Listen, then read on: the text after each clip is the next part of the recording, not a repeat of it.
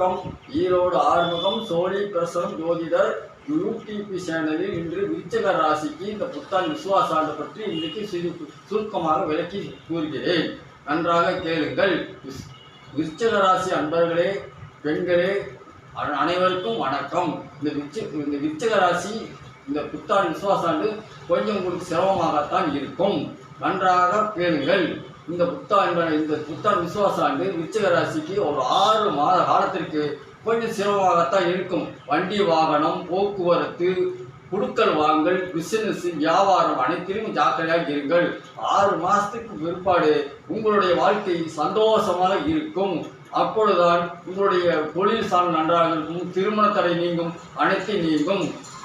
விருச்சிக ராசிக்காரர்கள் பரிகார ராசியில் இருக்கிறார்கள் என்று ஜோதிடர்கள் சொல்கிறார்கள். இந்த சோழி பிரசனத்தை பார்க்கும்போது, சோழி போட்டு பார்க்கும்பொழுது நீங்கள் பரிகாரம் செய்யணுங்கிற அவசியம் இல்லை.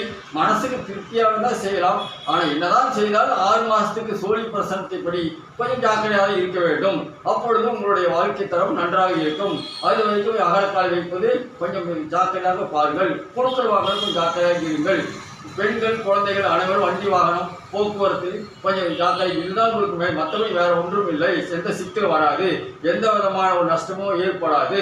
இதை மட்டும் கண்ணமாக செய்யும். வணக்கம். நாளைக்கு